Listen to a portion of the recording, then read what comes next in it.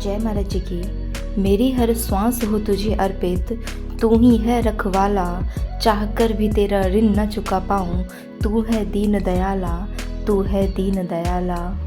आज का विशेष अनुभव है, मैं अच्छे से सेवा कर पाऊँगी। 2-3 दिन से मेरे बाएं पैर में बहुत दर्द हो रहा था। दर्द इतना अधिक था कि पैर को नीचे धरती पर भी नहीं रख पा रही थी। डॉक्टर को दिखाया तो उन्होंने पैर का एक्सरे कर कहा कि पैर की हड्डी बढ़ी हुई है, इसलिए ऑपरेशन करना पड़ेगा। डॉक्टर को दिखाकर मैं घर वापस लौट आई। घर वालों ने परामर्श दिया कि ऑपरेशन मत करवाना, हड्डी फिर से बढ़ जाती है, इससे अच्छा तुम कुछ दिनों के लिए फिजियोथेरेपी करवा लो। जब फिजियोथेरेपिस्ट को दिखाया तो उनका कहना था कि आपको ठीक होने में बहुत लंबा समय लगेगा और आपको हर दिन फिजियोथेरेपी के लिए आना होगा। हर दिन वहां जाने में बहुत परेशानियों का सामना करना पड़ता था। मेरे कारण परिवार वालों को भी परेशानी हो रही थी। ना तो मैं सेवा में जा पा रही थी और ना ही अच्छे से साधना कर पा रही थी। मन ही मन में बहुत परेशान थी कि अभी तो मुझे ब्रह्म ज्ञान मिले केवल 1 ही साल हुआ है। क्या मैं कभी अच्छे से सेवा नहीं कर पाऊंगी? क्या मैं कभी दौड़ दौड़ कर गुरु घर नहीं जा पाऊंगी? एक दिन दोपहर में समय में साधना कर रही थी। साधना में मुझे अनुभव हुआ कि गुरु महाराज जी मेरे पास आए हैं। उन्होंने डॉक्टर्स की तरह सफ़ेद रंग का कोट पहना हुआ था और उनके हाथ में आरी जैसा एक टूल भी था। वो उस औजार से मेरे पाँव पर कुछ कर रहे थे। मुझे उस औजार के चलने की आवाज़ भी सुनाई अच्छे से दे रही थी। मैं तब भी साधना में डटी रही।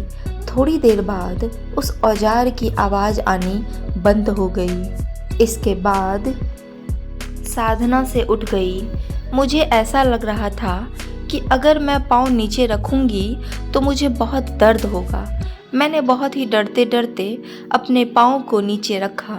मुझे पाँव को नीचे रखने में कोई दिक्कत नहीं हुई। पाँव में कोई दर्द भी नहीं था। मैं उठकर कमरे में अच्छे से घूमी। चलने में कोई परेशानी भी नहीं हो रही थी। मुझे विश्वास नहीं हो रहा था कि मैं अच्छे से चल पा रही हूँ। मैंने कमरे में ही 2-3 चक्कर लगाए। अब मैं एकदम स्वस्थ हूँ।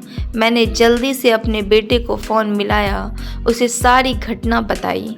बेटे ने वही बात कही जिसका मैं उस समय एहसास कर रही थी। माँ, महाराज जी ने आपकी बीमारी को ठीक कर दिया है। अब आप भाग भाग कर आश्रम भी जा सकती हैं और सेवा भी कर सकती है। माँ, महाराज जी ने आपकी बीमारी को ठीक कर दिया है। अब आप भाग भाग कर आश्रम भी जा सकती हैं और सेवा भी कर सकती हैं। और ऐसी ही दिव्य अनुभूति अगर आप लोगों के जीवन में भी घटती है तो अपने अंतः अनुभूतियों को दिव्य ज्योति जागृति संस्थान अंतः अनुभूति हेल्पलाइन नंबर पे अवश्य रजिस्टर कराएं, ज़रूर दर्ज कराएं और डेली के आने वाले अनुभवों को अवश्य पढ़ें। इसे बिल्कुल स्किप ना करें और अपने फैमिली, फ्रेंड्स और रिलेटिव में भी इन अनुभवों को अवश्य शेयर करें। एक घड़ी आधी घड़ी, आधी में पुनि आध, कबीर संगत साधु की, कटे कोटि अपराध, कबीर संगत साधु की, कटे कोटि अपराध।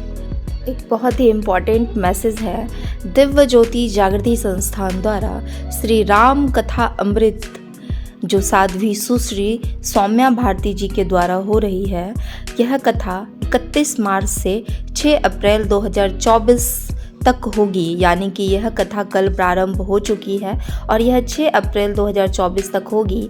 इसका समय है शाम को 7 बजे से रात्रि 10 बजे तक। Shri Harkishan garden, FF road, Jalalabad यह एड्रेस है। अगर आप लोगों में से कोई भी उस जगह पे रहते हैं तो इस कथा का लाभ अवश्य लें और अपने रिलेटिव और अपने फैमिली को भी इस कथा में अवश्य ले जाएं।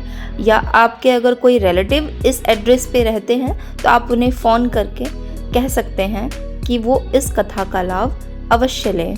और आयुर्वेदिक शिविर भी वहाँ पे लगेगा 3 से 4 अप्रैल 3 और 4 अप्रैल 2024 को शाम 7 बजे से रात्रि 10 बजे तक आयुर्वेदिक शिविर भी रहेगा, तो आप उसमें अपने हेल्थ चेकअप्स वगैरह भी करवा सकते हैं। इसका भी लाभ आप लोग ले सकते हैं। अगर आप लोग को कोई प्रॉब्लम होती है वहाँ पहुँचने में, तो आप इस नंबर पे कॉल भी कर सकते हैं। यहाँ पे संपर्क हेतु नंबर्स दिए गए हैं, आप कॉल करके उनसे बात कर सकते हैं कि यह कथा एग्जैक्टली कौन से लोकेशन पे हो रही है।